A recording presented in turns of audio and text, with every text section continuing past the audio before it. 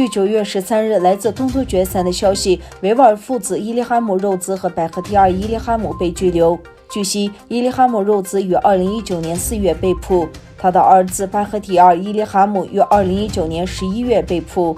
根据维吾尔活动家阿波多外利阿尤普在社交媒体上分享的信息，伊利哈姆肉孜出生于东突厥散阿克苏地区沙雅县，他毕业于喀什教育学院。伊利哈姆肉孜曾是阿克苏省委宣传部副部长，是一位出色的演讲者、作家和文学爱好者。曾在卡尔鲁克软件公司担任工程师和经理的白赫提尔伊利哈姆于2019年初在阿克苏开设了一所计算机培训班。近年来，中国当局在东突厥散建立庞大的集中营系统，已将数百万维吾尔人及其他穆斯林非法拘留，包括不少的知识分子和文艺界人士。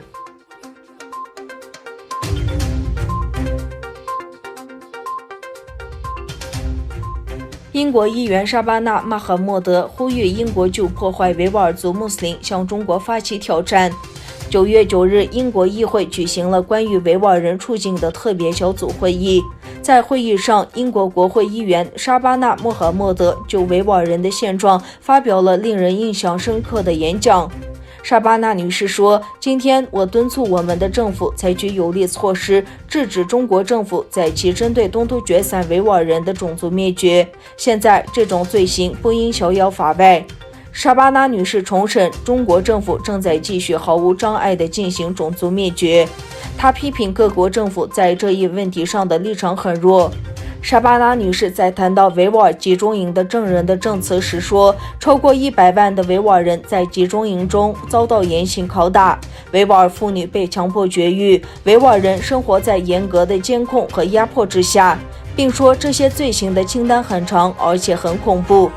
伯明翰议员还批评了花木兰和迪士尼公司，后者无视维吾尔人的种族灭绝，并与中国公共安全和宣传部门合作。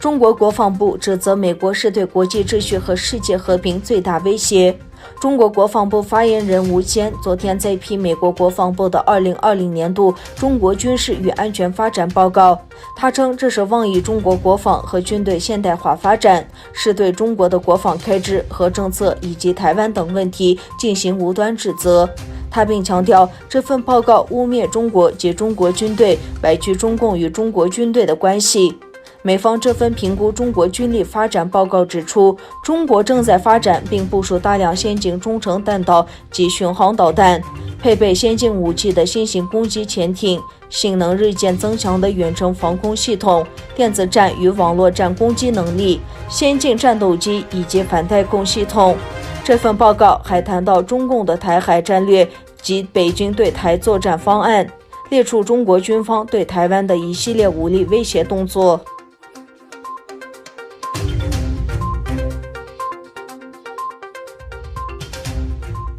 美国国务卿蓬佩奥在卡塔尔会见阿富汗内部和平谈判的双方代表，敦促他们抓住历史机遇，为阿富汗内战达成政治解决协议，实现永久性停火。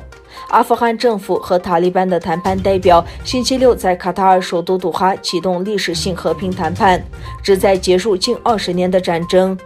国务卿蓬佩奥在杜哈分别与阿富汗政府和塔利班谈判代表举行了会晤。他在会见塔利班政治办公室负责人毛拉·巴拉达尔和塔利班谈判小组成员时，敦促塔利班抓住这个机会，实现阿富汗问题的政治解决，并达成一项全面而永久性的停火协议。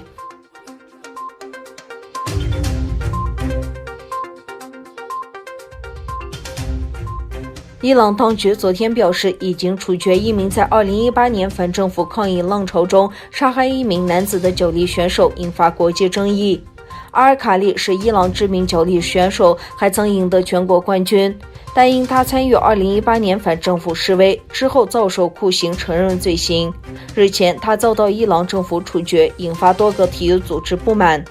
阿尔卡利参与了伊朗反政府示威，但后来他遭到逮捕并冠上谋杀保全的罪行，之后便一直在服刑中。而他曾对外表示，他遭受到酷刑，被迫承认自己没有犯过的罪行。